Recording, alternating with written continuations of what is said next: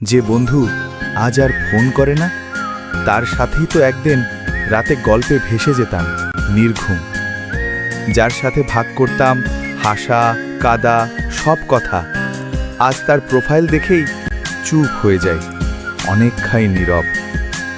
সেই বন্ধু যে জানতো আমার না বলা কষ্ট, আজ আমার নতুন পোস্টে দেয় না কোনো রিয়াকশন। সময়ের সাথে হয়তো মানুষ বদলায়, কিন্তু মনে কি সত্যি কিছুই থাকে না?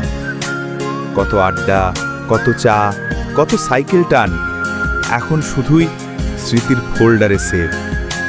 বন্ধুত্বের মাঝে কোনো সিন ছিল না, ছিল নিঃশর্ত হাত বাড়ানো। আজ আর নেই সেই সময়টুকু। হয়তো আমিও বদলেছি, হয়তো সেও, কিন্তু পুরনো বন্ধুর জন্য হৃদয়ে এখনো জায়গা ফাঁকা। হয়তো কখনোই ফিরবে না সে, তবু সেই ফোন না করা বন্ধুটা আজও আমার গল্পের সবচেয়ে চুপচাপ পাতা।